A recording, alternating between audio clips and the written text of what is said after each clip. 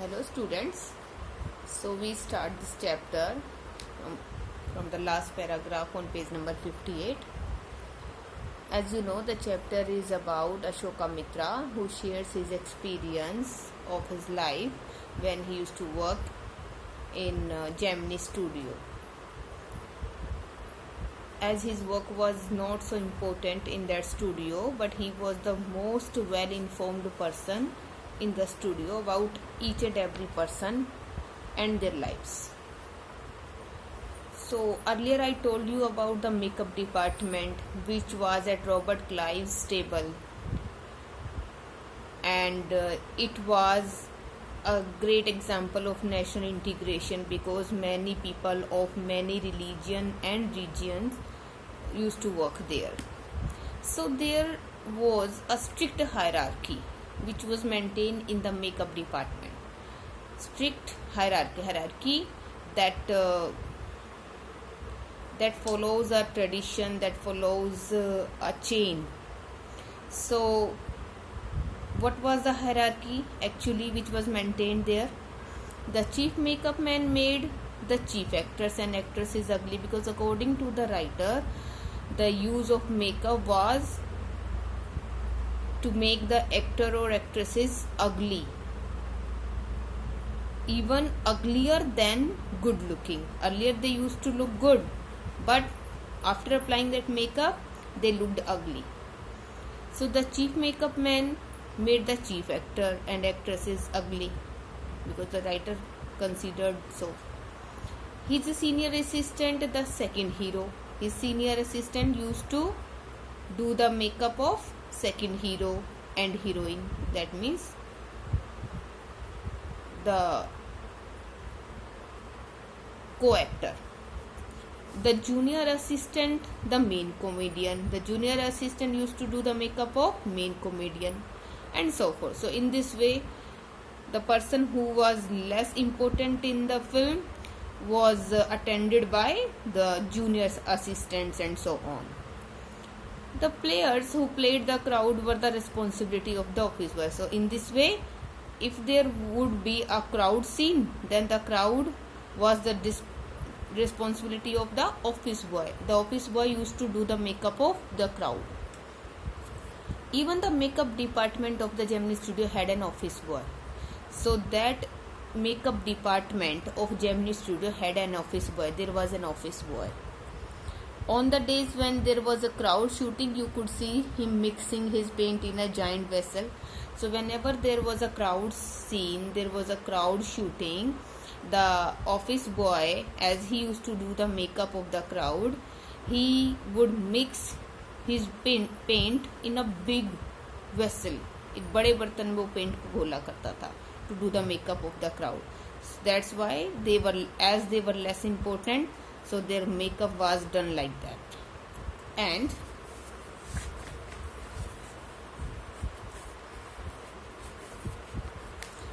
slapping it on the crowd players, and he used to apply it on the crowd players. The idea was to close every pore on the surface of the face in the process of applying makeup. The main idea was, the thought was to close every pore, that is the opening of a sweat gland, you can say, जो रोम छिद्र होते हैं. So the point behind that was to close, to cover up those pores on the surface of the face in the process of applying makeup, after applying the makeup, by applying the makeup.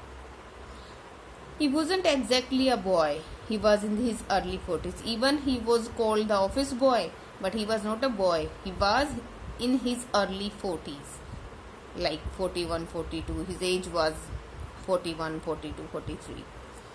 Having entered the studios years ago in the hope of becoming a star actor, and he had entered in the studio, he came to the studio years ago in the hope that he would become a star actor or a top screenwriter or a director or a lyrics writer, etc. So he had come to the studios in hope that he would become a big actor or screenwriter, etc., or maybe a director or lyrics writer. But instead of that, what did he become? He did become only a office boy. So this shows that many people, they have dream to become a super actor, an actor, a superstar, a director, but their dreams are shattered because they can't afford them, they don't get such opportunities. So this office boy also had such dream, but his dream could not be fulfilled, so he became just an office boy in Gemini Studios.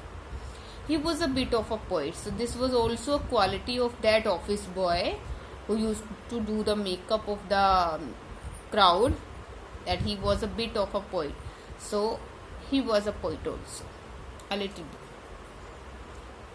In those days, I worked in a cubicle, like a cube cell, you can say.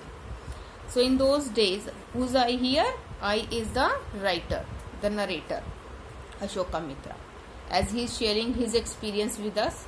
So I is Ashoka Mitra. So he worked in a cubicle, in a cube cell, छोटा cube जैसा कमरा था उसका. Two whole sides of which were French windows. So there were open windows, there were big windows. They are called French windows. Two whole sides were French windows. I didn't know at that time they were called French windows. So at that time, the narrator didn't know that those windows which were opened and big, they were called French windows. Seeing me sitting at my desk tearing up newspaper, so it was the work of the narrator that he used to tear up the newspaper clippings and used to keep them in a file. So seeing him sitting at his desk whenever he used to tear up the newspaper clippings, day in and day out, every time he used to do that, most people thought I was doing next to nothing. So many people, most of the people at studio thought that he was doing nothing because the work was not so important. It is likely that the boss thought likewise too. So it was obvious that boss also thought like that he was doing nothing. So anyone who felt I should be given some occupation would barge into my cubicle and deliver an extended lecture. As this was considered by each and every person, most of the person at that studio, that he was doing nothing and he was good for nothing, he was not doing any important work. So anyone who felt that he should be given some occupation, I is the narrator. So anyone in the studio who felt that he should be given some occupation, some work, would barge into his cubicle, would enter into his cubicle and deliver an extended lecture, and delivered a long lecture to him that he should do something, he should do some work, he was good for nothing, etc. This sort of lecture was delivered to him by anyone. कोई भी आके उसको सुना देता. The boy in the makeup department had decided I should be enlightened on how great literary talent was being allowed to go waste in a department fit only for barbers and perverts. So as anyone used to come there and used to deliver an extended lecture to him, about others. So the office boy in the makeup department had decided that he should be enlightened on how great literary and talent was being allowed to go waste. The office boy thought that he was very talented and he should not be allowed, as he was wasting his time in that department, in that makeup department. He was not fit for that, and that department was fit only for barbers and perverts. Barbers and perverts means who go on wrong paths. Soon I was praying for crowd shooting all the time. As anyone entered there and delivered a lecture. So the narrator was fed up with all that. That's why he was praying all the time that there should be a crowd shooting all the time, so that no one would come to his cubicle, his room, and would deliver a lecture or would not say anything to him. That's why he prayed for crowd shooting. Nothing short of it could save me from his epics. As the office boy used to come there and used to express his feelings very much, so he prayed for crowd shooting, as he thought that nothing could save him from his epics, from his sayings, from his lectures. In all instances of frustration, you will always find the anger directed towards a single person. It is obvious, the narrator also felt so. It is obvious whenever any person is in frustration, then that person always finds the anger directed towards a single person. Whenever a person is angry, then he makes a person target, and he thinks that person is so and so person is responsible for his problems. So office boy also thought like that. So the narrator says, in all instances of frustration, whenever one is frustrated, the one will always find the anger directed towards a single person. He targets a single person openly or covertly or maybe secretly. And this man of the makeup department, this office boy of the makeup department, was convinced about the point that this man, that all his woes, ignominy and neglect were due to Kothamangalam Subbu.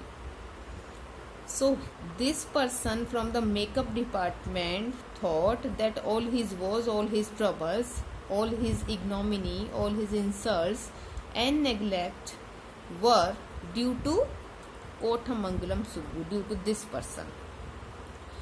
So office boy made Kothamangalam Subbu responsible for all his troubles, and he targeted Kothamangalam Subbu for all his problems. Understood?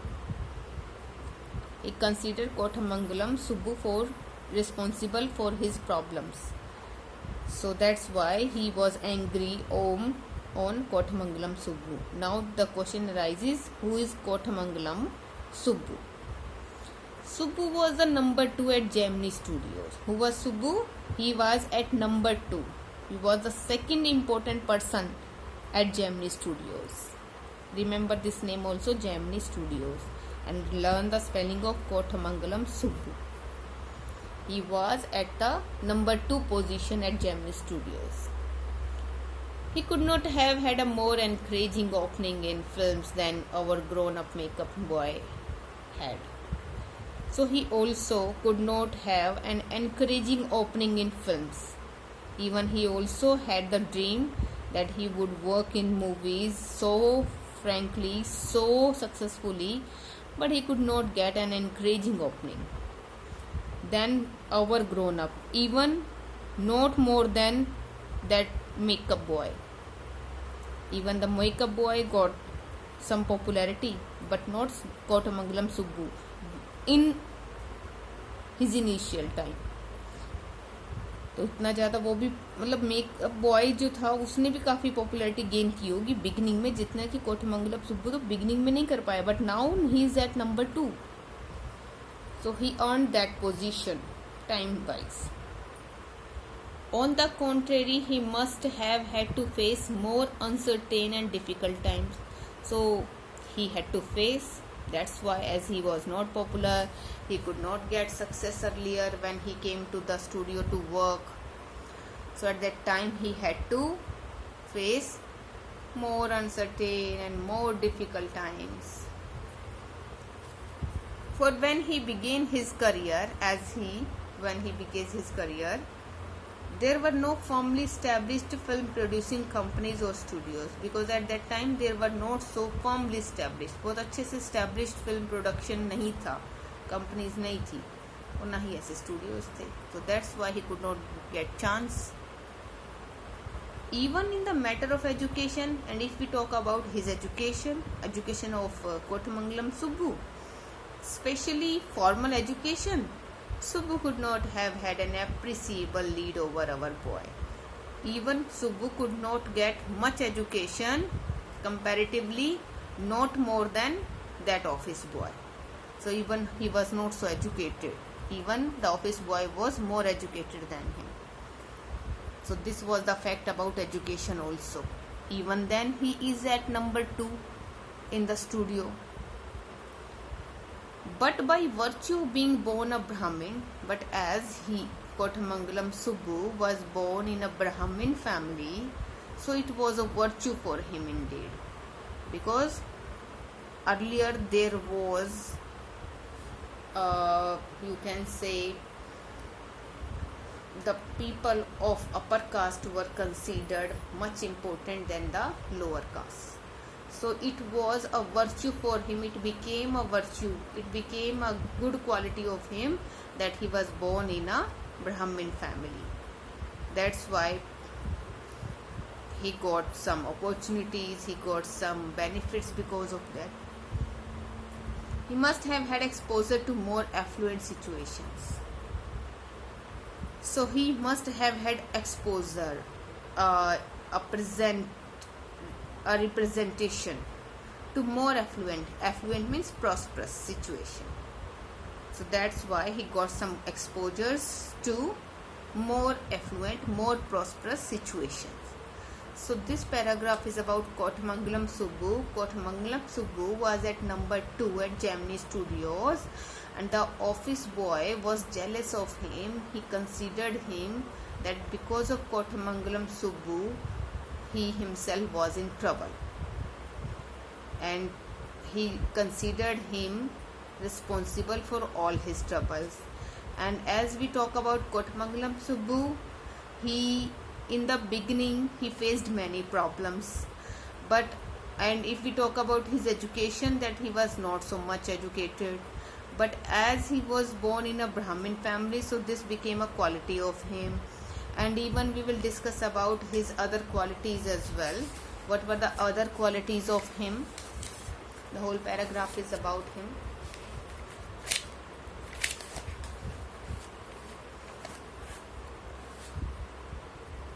He had the ability to look cheerful at all times, even after having had a hand in a flop film. So he looked always cheerful. And after having had a hand in a flop film, even he made a flop film. Because of him, a film became flop. Instead of that, he was always cheerful. He always had to work for somebody, and he used to work for others always.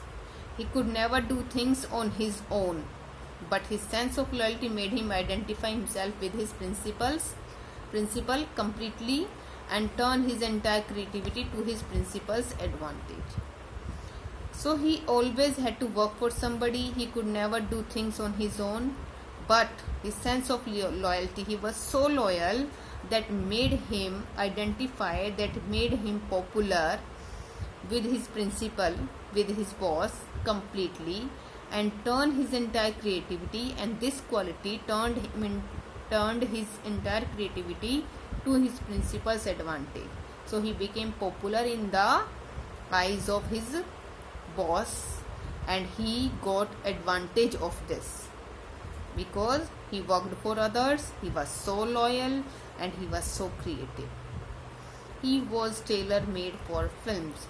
He was perfect for film. Tailor-made means perfect. That means he knew each and everything regarding films. Whenever a film was made in that studio, his help was must, as he was perfect in films. So he had knowledge about each and everything regarding films.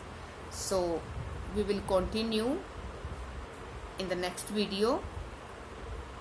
In the last paragraph, we understood the importance of Kothamangalam Subbu and the office boy was jealous of him. Thank you.